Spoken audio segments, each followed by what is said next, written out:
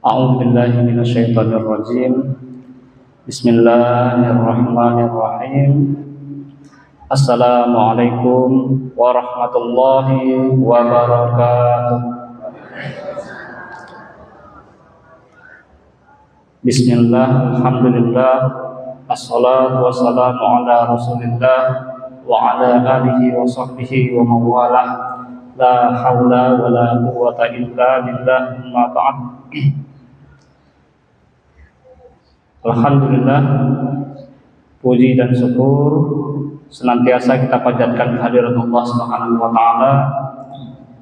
Pada hari ini kita semua, bapak-bapak, ibu-ibu, jamaah pengajian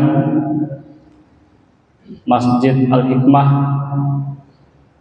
PCI Pekalongan Barat, PCM Pekalongan Barat, insyaallah semuanya kita dalam naungan Allah Subhanahu wa taala, selalu berada dalam limpahan keberkahan Allah dan selalu berada dalam rahmatnya Allah Subhanahu wa taala, sehingga segala urusan kita semuanya dilancarkan, dimudahkan oleh Allah Subhanahu wa taala.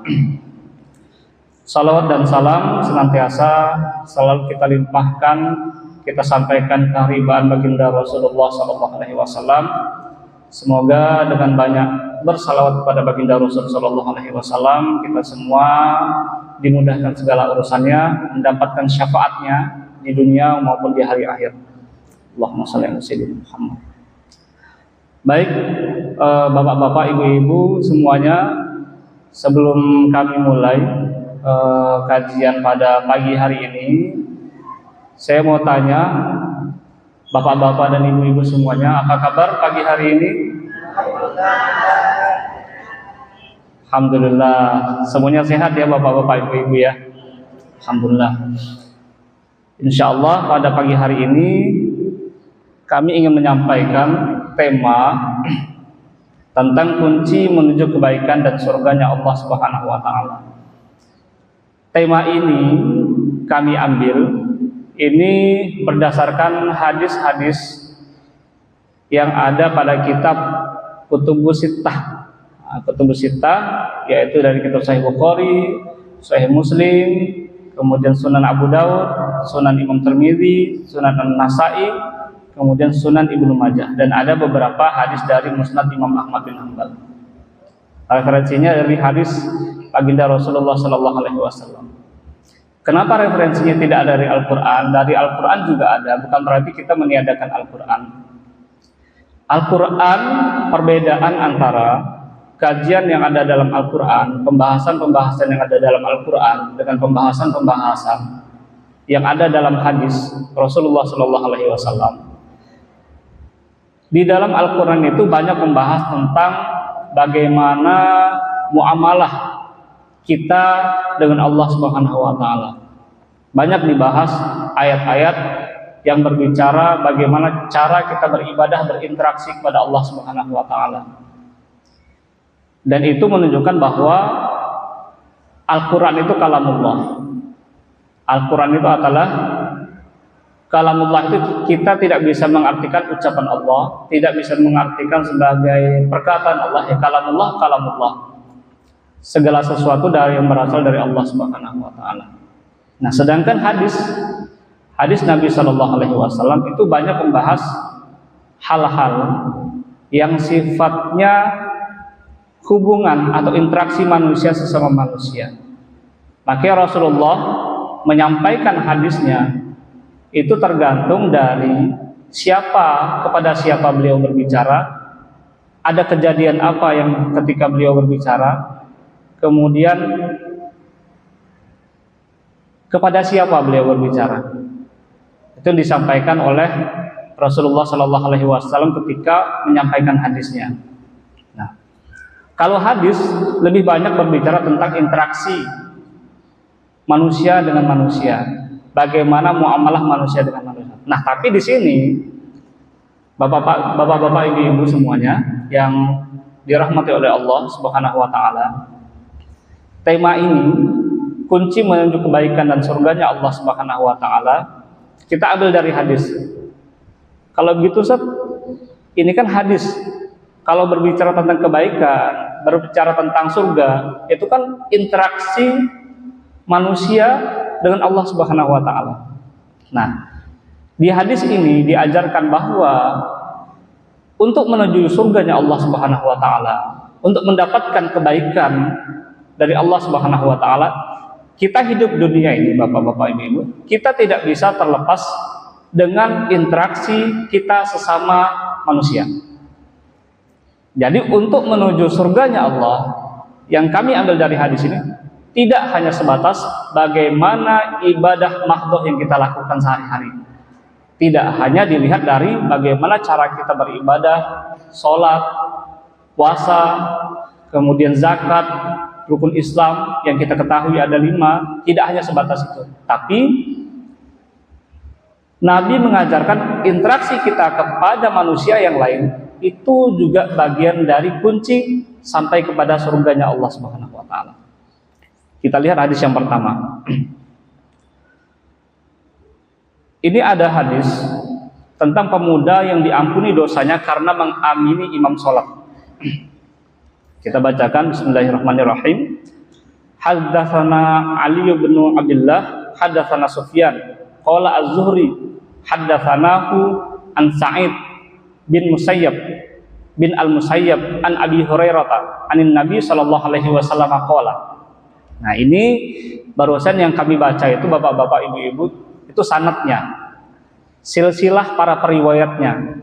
Kalau dalam Al-Qur'an itu silsilah yang ada nama-nama periwayat itu tidak ada, tidak dituliskan dalam Al-Qur'an. Kalau dalam hadis, ketika belajar hadis itu kita bisa temukan nama-nama periwayat ini, orang-orang yang meriwayatkan hadis tersebut. Karena Al-Quran itu sudah diakui oleh manusia, oleh mayoritas ulama, semua ulama itu mutawatir. Mutawatir itu apa artinya? Mutawatir itu artinya adalah sesuatu yang sudah pasti benar. Orang berkumpul dan mengatakan itu benar. Orang yang berkumpul ini bukan orang biasa, tapi orang-orang yang ngerti agama, para ulama. Itu Al-Quran. Nah, makanya Al-Quran tidak ada Al-Quran yang dhaif, Bapak, Ibu. Kalau hadis itu ada yang mutawatir, yang disepakati oleh mayoritas ulama itu mutawatir. Mutawatir itu derajatnya lebih tinggi dari sahih. Mutawatir semua orang sepakat bahwa itu benar dari Rasul. Ada yang sahih, ada yang hasan, ada yang dhaif, dan seterusnya. Nah, ketika belajar hadis, derajat-derajat itu kita temukan. Maka di sini kita bacakan ada sanadnya, ada jenjang orang-orang yang meriwayatkan hadis ini. Dan ini disebutkan. Kenapa? Karena dengan melihat nama-nama orang ini kita bisa tahu siapa orang yang dinilai sebagai periwayat yang bisa diterima, siapa orang yang dinilai sebagai periwayat yang ditolak. Kalau Al-Quran tidak perlu itu, karena Al-Quran sudah dipastikan itu benar. Nah, sekarang kita lanjutkan baca matanya. Anin Nabi sallallahu alaihi wasallam, dari Nabi sallallahu alaihi wasallam, qala, beliau bersabda, idza ammanal qari fa aminu. Apabila qari itu mengaminkan itu maksudnya di sini adalah imam. Apabila imam sedang sholat kemudian baca walad dhalin, baca surah Al-Fatihah, fa'aminu, kemudian makmumnya mengaminkan amin, fa'innal malaikata tu'amminu, malaikat juga mendoakannya, para malaikat juga mengaminkan. Faman wafaqa ta'minuhu ta'minal malaikah ghufira lahu ma taqaddama min dzambihi.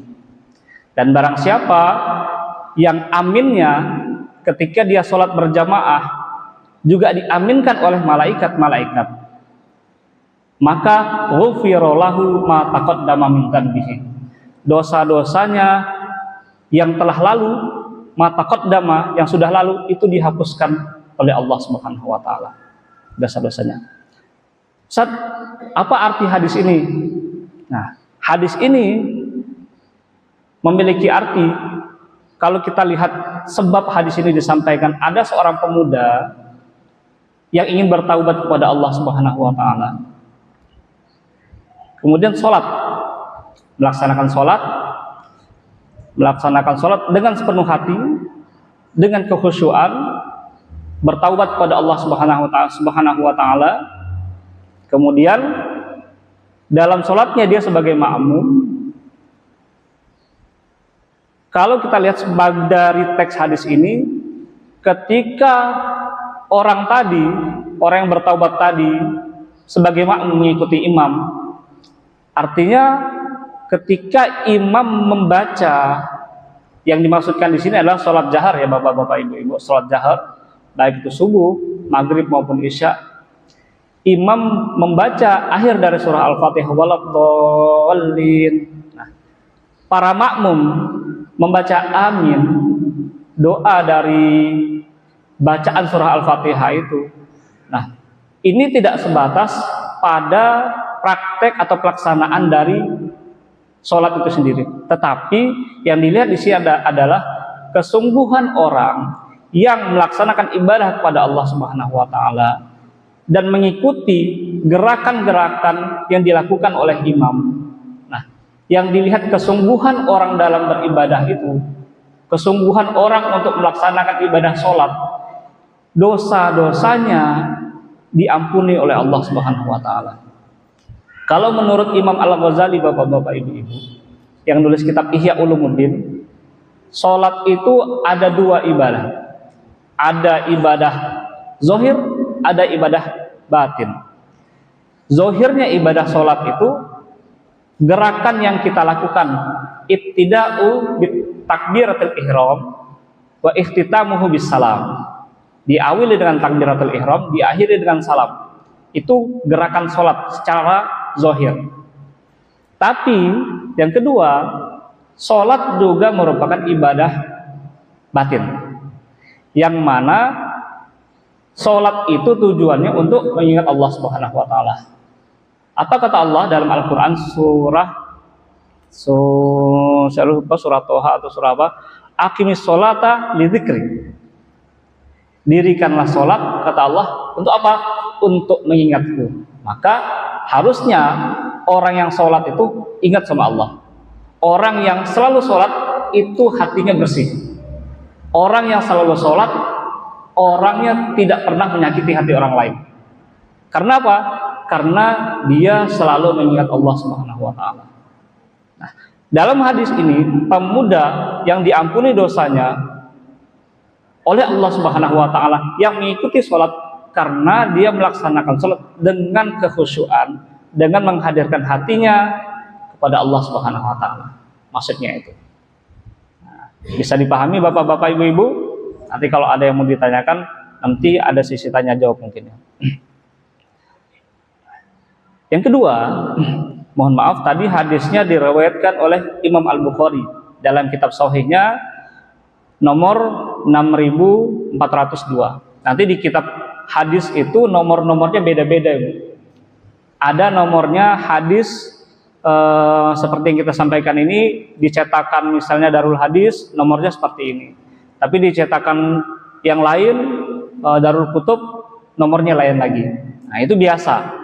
Karena penomoran dalam hadis itu bukan tauqifi. Itu bukan wahyu dari Allah Subhanahu wa taala. Beda dengan Al-Qur'an.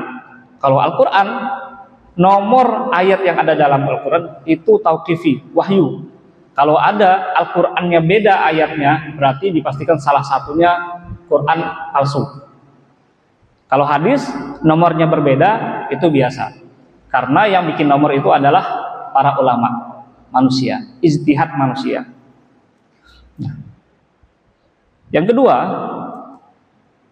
ini tentang keutamaan membaca subhanallah wa bihamdih. Kalau kita sholat saja, sholat dengan khusyuk, menghadirkan hati kepada Allah Subhanahu wa taala, itu dosa kita diampuni oleh Allah Subhanahu wa taala. Gampang kan Bu, Bapak? Kalau untuk diampunkan dosa, sholat, dosa kita diampuni. Cara Allah memberikan kunci untuk mendapatkan kebaikan dan surganya Allah. Yang kedua, membaca subhanallah walhamdulillah, subhanallah wa bihamdih. Hadis dari haddatsana Abdullah bin Maslamah an Malik an Sumayyah an Abi Shalih an Abi Hurairah radhiyallahu anhu. Ini hadis dari sahabat Abu Hurairah. Apa kata Abu Hurairah? Abu Hurairah itu, bapak-bapak, ibu-ibu, beliau ini masuk Islamnya itu tahun ke-7 Hijriah. Sudah mau masuk ke 8 Hijriah. Rasulullah wafat tahun 11 Hijriah. Artinya sahabat Abu Hurairah ini hanya bertemu dengan Rasul, berinteraksi dengan Rasul sekitar 3 tahun atau 2 tahunan. Tetapi yang menarik, Abu Hurairah ini adalah sahabat yang paling banyak meriwayatkan hadis. Ada 5.274 kalau nggak salah hadis yang diriwayatkan oleh Abu Hurairah. Paling banyak. Padahal berinteraksi dengan Nabi cuma 2 tahun, sekitar 3 tahun. Sahabat Ali bin Abi Thalib itu dari kecil bersama Nabi, tapi meriwayatkan hadisnya dari Rasul itu tidak sebanyak Abu Hurairah.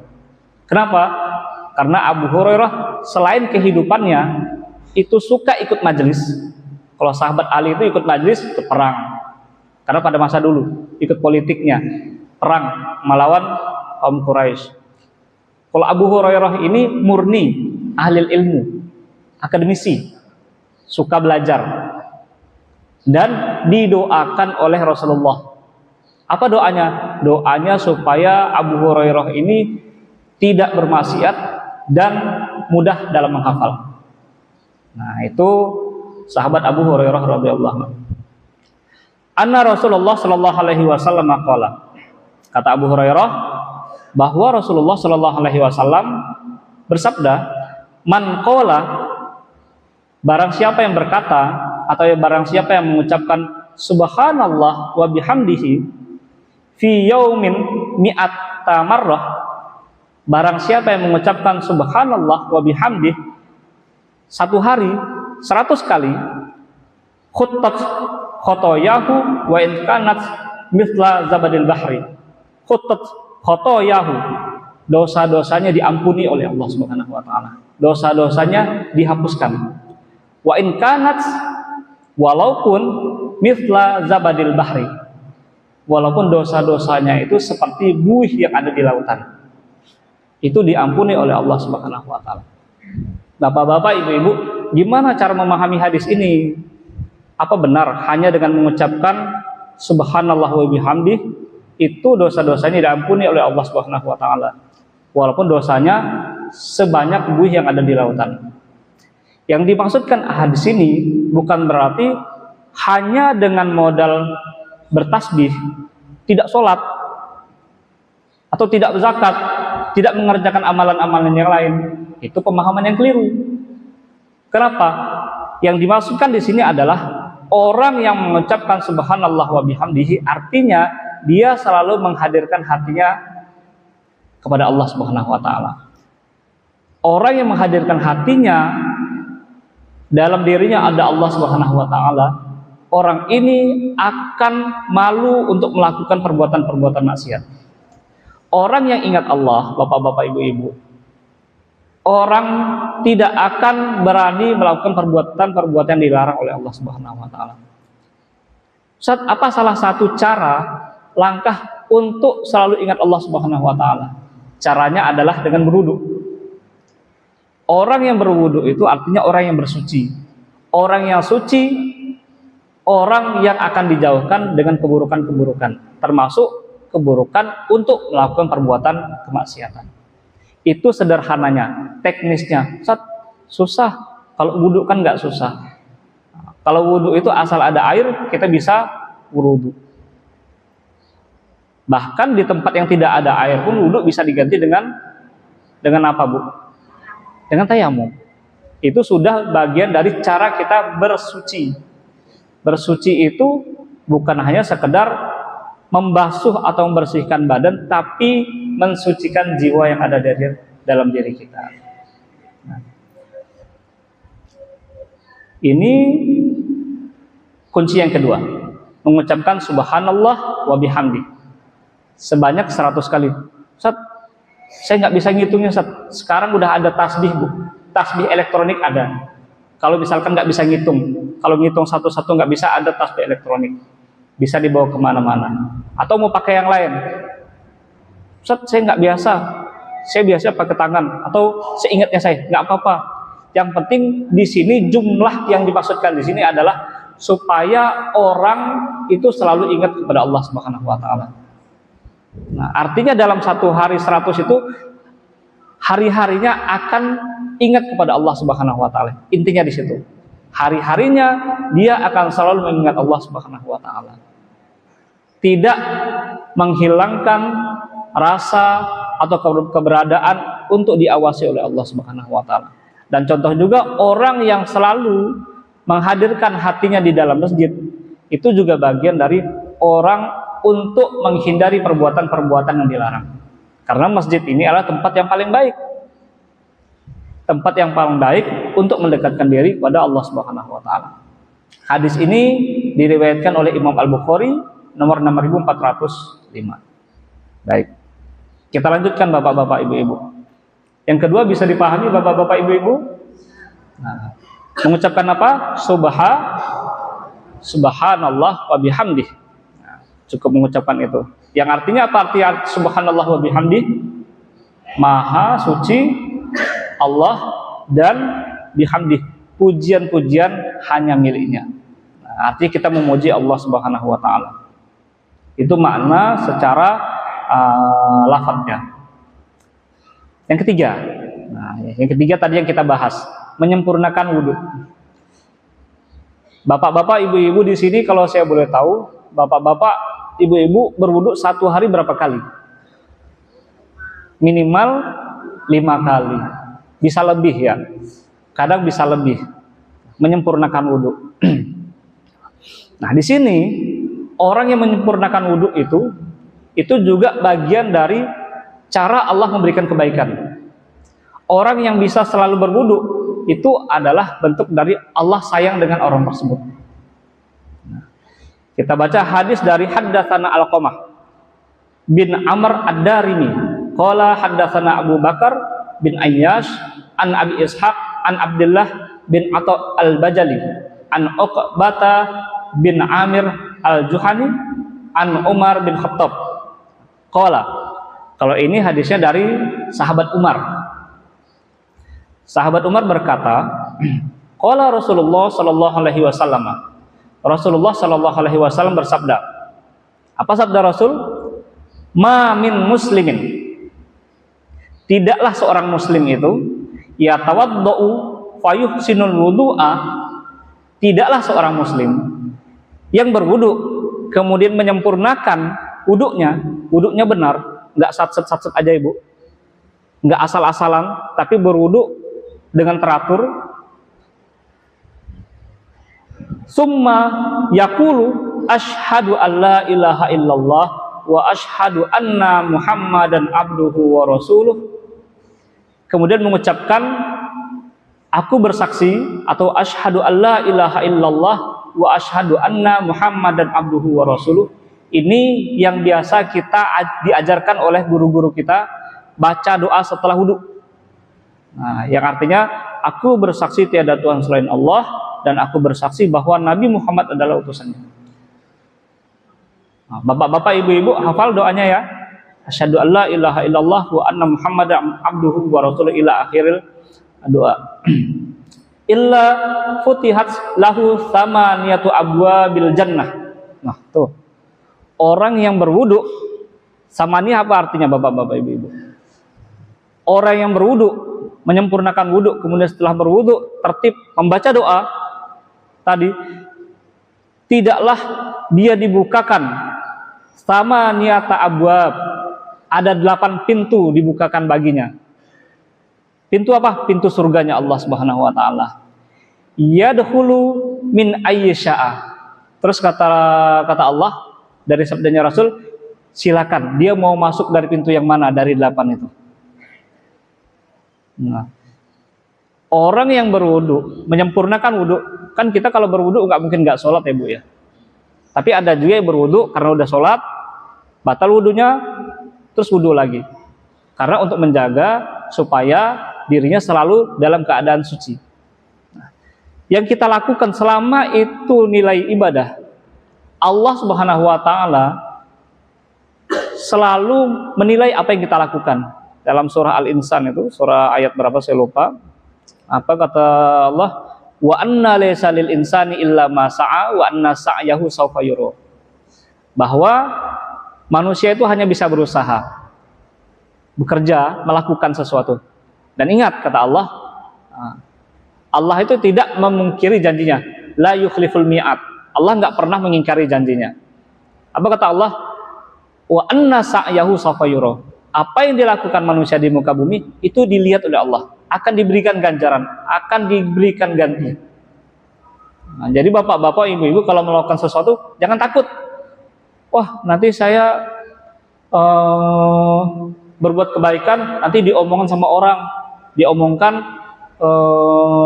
buruk, ada orang yang dengki. Nggak usah takut dengan omongan orang, karena kalau omongan orang itu nggak ada habisnya. Nah, tapi kalau omongan atau ibadah atau apa yang kita pelajari dari Al-Quran dan hadis itu ada buktinya dan ada janjinya. Kata Allah, la yukhliful mi'ad. Allah itu tidak akan mengingkari janjinya. Nah, wudu yang kita lakukan hanya dengan mengamalkan wudu, tentu diiringi dengan ibadah-ibadah yang lain. Orang yang berwudu kemudian baca doa tadi, asyhadu alla ilaha illallah wa asyhadu anna muhammadan abduhu wa rasuluh, itu diberikan 8 pintu surga yang kita sendiri kita belum tahu bayangannya bagaimana, tapi janjinya Allah lewat baginda Rasul, silakan mau masuk pintu yang mana. Nah, ini masjid ini pintunya ada berapa, Ibu? 1, 2, 3, 4, 5, 6, 7. 7, Bu. 9. 1, 2, 3, 4, 5, 6, 7. Mana lagi duanya? Oh, di depan lagi. Oh iya. Nah, Ibu mau masuk dari pintu mana aja silakan. Surganya tuh di sini. Silakan mau dari sini, dari kanan, kiri, semuanya terbuka. Bapak-bapak juga. Itu disiapkan oleh baginda Rasul sallallahu alaihi wasallam. Disiapkan oleh Allah Subhanahu wa taala sebagaimana yang disabdakan oleh baginda Rasul. Hadis yang diriwayatkan oleh Imam Al-Bukhari nomor 234 dan Imam Ibnu Majah 470. Nah, artinya bapak-bapak, ibu-ibu, orang yang berwudu ini orang yang selalu menjaga dirinya untuk tidak melakukan hal-hal yang kotor. Intinya di situ. Nggak mungkin orang yang berwudu dia masih mau berbuat perbuatan yang dilarang oleh Allah. Artinya orang yang berwudu orang yang selalu menjaga dirinya. Dia selalu menghadirkan hatinya pada Allah Subhanahu wa taala. Menghadirkan dalam hatinya Allah Subhanahu wa taala.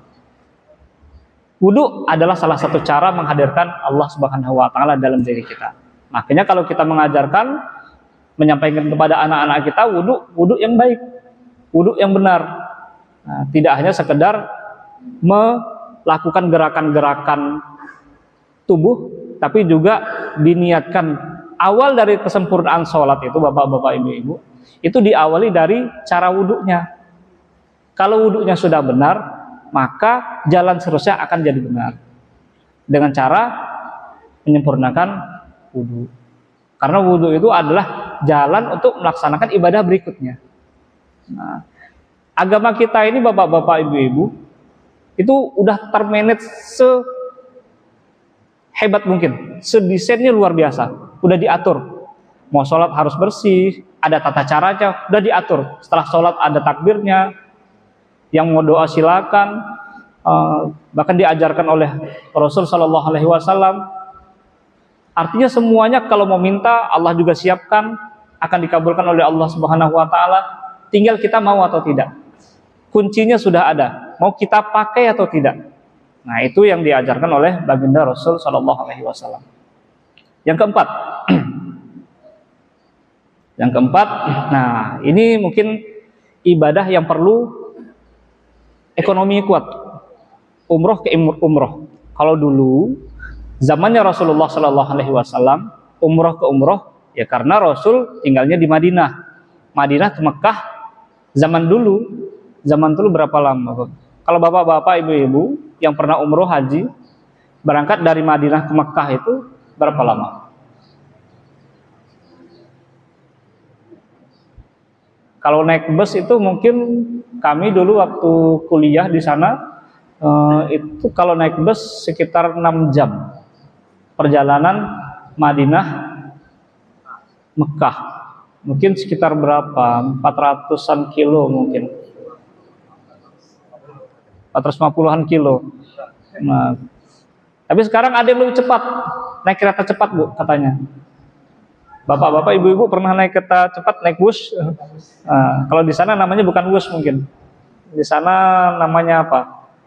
Kalau di sini kan namanya bus. Kalau di sana saya juga nggak tahu. Mungkin ada bapak-bapak, ibu-ibu di sini yang pernah naik kereta cepat Madinah Mekah itu cuma 3 jam katanya. 3 jam.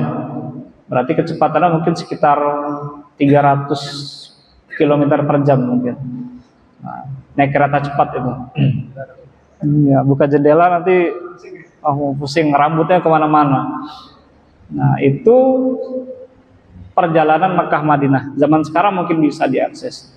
Nabi menyampaikan ini, konteksnya Nabi ada di kota Madinah. Nabi ada di kota Madinah, jarak Madinah Mekah ya kita ketahui. Walaupun dulu aksesnya tidak seperti sekarang. Belum ada jalan aspal zaman dulu. Kalau mau sewa Gojek zaman dulu belum ada. Kendaraannya semua naik onta. Kalau naik kuda nggak kuat. Kalau kuda itu kan kendaraan yang laju, tapi perlu makanan tambahan. Kalau onta, perjalanan berhari-hari kuat. Karena onta itu punya cadangan makanan di punuknya itu bapak-bapak dulu. Kalau kuda itu untuk perang, tapi kalau untuk perjalanan berhari-hari kuda harus istirahat, harus bawakan makanan. Nah ini berbicara tentang dari umroh ke umroh, ini juga disampaikan oleh baginda Rasul, dia juga akan mendapatkan surganya Allah Subhanahu Wa Taala. Melaksanakan umroh terus umroh. Ini kunci berikutnya tadi. Haddatsana Abdullah bin Yusuf akhbarana Malik an Sumayyah Maula Abi Bakar bin Abdurrahman an Abi Shalih As-Sammani an Abi Hurairah radhiyallahu anhu. Nah, hadis ini juga dari Abu Hurairah. Apa kata Abu Hurairah? Anna Rasulullah sallallahu alaihi wasallam qala. Rasul sallallahu alaihi wasallam bersabda, "Al-umratu ilal umrati kafaratun lima bainahuma." Kata Rasul, dari umroh ke umroh itu adalah kafarah, diampunkan dosanya, lima bainahuma. Kesalahan-kesalahan yang dilakukan itu diampuni ketika melaksanakan umroh ke umroh. Wal hajjul mabrur laisa lahu jazaa'un illal jannah.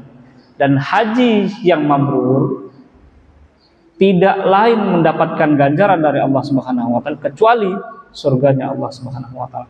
Jadi bapak-bapak, ibu-ibu kalau sudah haji nggak usah takut nggak dipanggil Pak Haji. Nggak usah khawatir Bu, nggak dipanggil Bu Hajah tuh nggak usah takut. Itu cuma penilaian orang. Tapi janjinya Allah dikasih surganya. Nah, surganya. Haji mabrur itu gimana? Haji mabrur itu orang yang setelah melaksanakan ibadah haji, dia bisa menjaga dirinya untuk tidak melakukan perbuatan buruk. Dia sadar bahwa ibadah yang dia lakukan itu dapat menjaga dirinya untuk tidak melakukan perbuatan-perbuatan buruk. Perbuatan buruk itu bukan hanya perbuatan yang merugikan dirinya. Perbuatan buruk itu buruk untuk dirinya juga buruk untuk orang lain. Makanya tadi kalau misalkan kita berbicara pembahasan-pembahasan yang ada dalam Al-Quran, Allah banyak mengecam bagi manusia yang tidak mau beribadah. Itu azabnya seperti ini. Tapi dalam hadis Nabi mengajarkan bahwa kalau orang ingin dapat kebaikan, itu ada cara-caranya. Modalnya apa? Dengan berinteraksi kepada sesama manusia. Bahkan dalam hadis juga disebutkan, hakul muslim lil muslimin sittah. haknya muslim terhadap muslim lain itu ada 6. Termasuk di sana kalau misalkan ada saudaranya yang sakit, kita mengunjungi, itu juga bagian dari ibadah muamalah. Kalau misalkan ada yang meninggal dunia, kita takziah, itu juga haknya muslim, kita penuhi. Ada yang bersin, kita mengucapkan apa, Bu? Kita mengucap alhamdulillah, yang mendengar ya alhamdulillah, mendoakan. Itu baru 3. Yang keempat apa? Kalau misalkan kita diundang oleh saudara kita, maka jawab fa'ajibhu. Fa'ajib itu maksudnya penuhi undangannya. Itu juga interaksi kita sesama manusia, supaya orang yang ngundang tadi tidak tersinggung, Pak, kok nggak datang diundang? Kalau nggak bisa datang, kabarkan, kasih informasi, konfirmasi. Nah, itu interaksi sesama manusia. Yang kelima apa, Bapak Ibu? Kalau misalkan berbuat dosa, kalau ada orang minta maaf, maka jangan sampai udah dimaafkan tapi cerita lagi ke orang lain, dia ya itu. Nah, itu berarti belum ikhlas maafinnya, masih nyimpan sesuatu. Nah, artinya kalau sudah dimaafkan, udah nggak usah dibahas lagi, selesai urusannya. Yang terakhir apa? Yang terakhir, kalau misalkan apa, Bu? Nah, tadi udah, kalau misalkan dalam hadis itu ada yang menyebutkan hakul muslim lil muslim sitah, ada yang menyebut hakul muslim lil muslim khamsah, ada yang menyebutkan itu. Nah, intinya tadi yang mau saya sampaikan adalah ibadah kita itu tidak sebatas pada hubungan kita kepada Allah Subhanahu wa taala. Tetapi ibadah kita juga melihat bagaimana interaksi kita kepada orang lain. Nah, kalaupun tadi kita tidak mau peduli sama orang lain, minimal kita tidak menyakiti orang lain. Itu yang diajarkan dalam agama kita. Nah, orang yang melaksanakan haji yang dikatakan mabrur, ibadah yang dia lakukan itu melekat dalam dirinya, dia tidak akan melakukan hal-hal yang menyakiti dirinya, keburukan untuk dirinya dan keburukan untuk orang lain juga. Itu yang dimaksudkan orang melaksanakan ibadah haji mabrur. Kalau yang dimaksudkan dari umroh ke umroh itu maksudnya gimana? Maksudnya dari umroh, apakah umroh ketika dalam perjalanan bapak-bapak, ibu-ibu, ketika melaksanakan umroh itu kan biasanya perjalanan paling lama itu berapa lama di Madinah atau di Mekah? Kalau ikut travel umroh, mungkin ada yang 10 hari, ada yang 8 hari, mungkin ada yang 12 hari sama perjalanan. Apakah jarak umroh dalam 8 hari itu?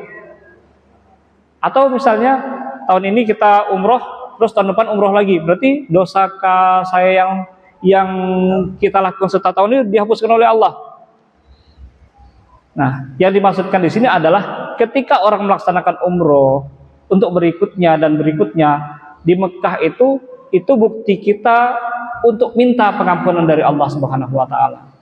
Nah, di Mekah atau di Masjidil Haram, di tempat-tempat yang disebut itu disiapkan tempat-tempat untuk berdoa, yang mana berdoa itu diijabah oleh Allah Subhanahu wa taala. Nah, Allah tadi yang kita sebutkan, Allah itu maha segalanya. Kita minta apapun diberikan oleh Allah. Tapi kadang Allah melihat doa yang kita minta itu Allah kabulkan, terkadang tidak tergantung dari kebutuhan, tidak tergantung dari apa yang kita inginkan, tapi tergantung dari apa yang kita butuhkan. Nah, kadang ada juga Allah mengabulkan. Kan bentuk dari pengabulan doa itu ada 3. Pertama, yang dalam surah Al-Baqarah itu, wa idza sa'alaka 'ibadi anni fa inni qarib ujibu da'watad da'i idza da'an falyastajibu li wal yu'minu bi la'allahum yarshudun. Yang pertama, ketika kita berdoa, kita minta, kadang Allah kabulkan pada waktu itu juga. Terkadang Allah tunda dulu, nanti udah beberapa tahun baru Allah kabulkan. Tapi kadang nanti udah kita meninggal dunia, baru itu doanya dikabulkan oleh Allah. Nah, kadang kita ini, bapak-bapak, ibu-ibu semua, kita bisa beriman itu bisa jadi itu doa-doa orang-orang tua kita dulu, atau doa-doa orang-orang yang ada di sini.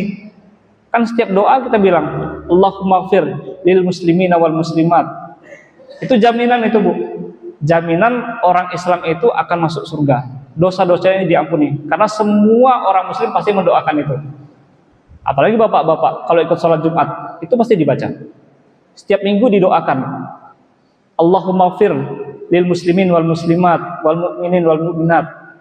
Muslim laki-laki, muslim perempuan. Mukmin laki-laki, mukmin perempuan. Nah, hanya saja mungkin kalau kita lihat proses untuk sampai ke surganya ini mau langsung, mau transit dulu. Bapak mau transit atau mau langsung? Mau langsung. Ibu-ibu mau transit dulu atau mau langsung? Kalau berangkat umroh ke Madinah, enak langsung atau enak transit? Kalau transit kan capek ya, Bu ya. Nah, gitu Pak. Kalau transit ke surga itu capek.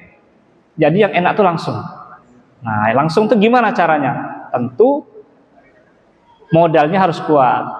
Modalnya harus kuat dan persiapannya juga harus kuat. Hadis yang diriwayatkan oleh Imam Al-Bukhari 1773. Nah, yang berikutnya ini kurang lebih ada 8 atau 9 hadis. Ini saya lupa nomor berapa ini. Nomor 5 kayaknya. 5, ya betul. Nah, yang kelima, ini kunci yang kelima Bapak-bapak Ibu-ibu. Kunci yang kelima adalah bersuci sebelum melaksanakan sholat Jumat. Nah, bersuci ini apa yang dimaksudkan bersuci? Apakah ini untuk laki-laki saja atau untuk perempuan juga? Hadis haddatsana Abdan qala akhbarana Abdullah qala akhbarana Ibnu Abi Dzib an Sa'id al-Maqburi an abihi an Ibni Wadi'ah an Salman al-Farisi qala. Nah, ini dari sahabat Salman al-Farisi. Kalau bapak-bapak belajar sejarah Islam, Salman al-Farisi ini orang Persia, orang Iran yang punya ide ketika perang Khandak itu bikin parit. Nah, bikin parit. Ini beliau ini. Beliau selain punya otak yang cemerlang, bisa baca situasi ketika perang, juga orang yang suka belajar agama. Buktinya beliau juga meriwayatkan hadis. Nah, qala kata Salman al-Farisi radhiyallahu an, dia berkata, qala Rasulullah sallallahu alaihi wasallam. Rasul sallallahu alaihi wasallam bersabda, man irtasala yaumal jumu'ati wa tatahhara bimastata'a min tuhrin. Barang siapa yang bersuci ini bisa saja berwudu, tapi bersuci di sini al-ghuslu di sini. Bapak-bapak, ibu-ibu, kalau dalam fikih kata al-ghuslu atau irtasala itu biasanya mandi besar. Ghuslun. Itu kalau dalam bahasa fikih al-ghuslu itu mandi besar. Mandi untuk bersuci. Nah, kalau dalam bahasa sehari ghuslun itu mencuci. Cuci baju itu bahasa sehari-hari kalau dalam bahasa Arab. Tapi kalau dalam bahasa fikih al-ghuslu itu artinya mandi besar. Nah, barang siapa yang mandi bersuci pada hari Jumat tatahhara bimastata'a min tuhrin, kemudian dia bersuci bimastata'a min tuhrin, apa yang dia bisa, sebisa dia, sampai dia melaksanakan mandi tadi, mandi untuk bersuci, summa iddahana au massa. Kemudian kalau iddahana ini kalau diartikan itu pakai minyak rambut, duhnun itu pakai minyak rambut. Au massa min tibin, kemudian menyisir rambutnya, membersihkan badannya, min tibin, menggunakan wangi-wangian. Summa roha falam yufarriq bainasnain, kemudian dia istirahat dulu untuk melaksanakan sholat. Setelah mandi kemudian dia istirahat dulu sejenak, tapi tidak melakukan hal yang lain, istirahat dulu sejenak, kemudian fasalla, melaksanakan sholat 2 rakaat.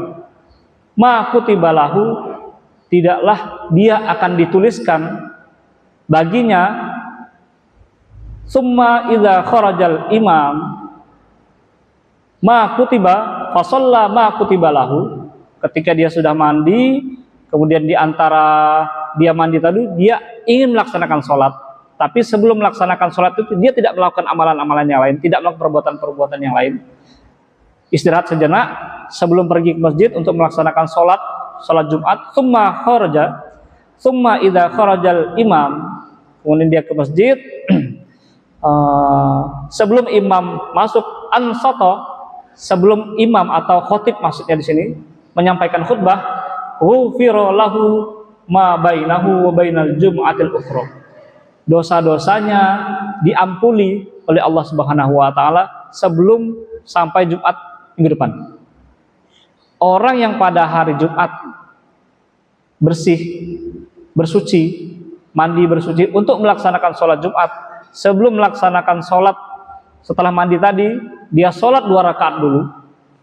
Nah, itu kata Allah dosanya diampuni oleh Allah Subhanahu wa taala sebelum dia mendengar khotib untuk ansitu wasma'u dan seterusnya. Artinya apa Bapak-bapak, Ibu-ibu? Artinya kalau lihat secara teknis, orang yang melaksanakan sholat Jumat kalau ingin melakukan seperti ini, siap-siap itu sebelum khotib naik mimbar, dia udah di masjid, dia udah siap. Dia tidak sibuk dengan hal-hal yang lain, bukan pergi sholat Jumatnya ketika khotib sudah melaksanakan khutbah, tapi sebelum khotib naik mimbar dia udah siap duduk manis di dalam masjid.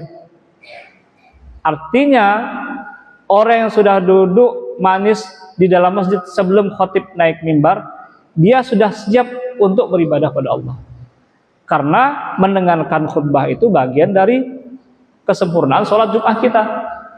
Kalau bapak-bapak bisa sholat, kalau ibu-ibu gimana? Boleh nggak? Kalau ibu-ibu itu kan disunahkan, yang mau mengerjakan silakan, yang tidak dikerjakan ya silakan. Kalau di Mesir itu ada beberapa masjid menyiapkan sholat Jumat untuk ibu-ibu. Kalau di luar negeri itu, di Mesir dulu kami kuliah, masjidnya perempuan itu beda, Bu. Gedungnya beda, di belakang itu ada ruangan sendiri seperti kamar, sholatnya di situ. Beberapa masjid ada yang seperti itu, ada juga masjid yang gabung seperti ini. Nah, mereka punya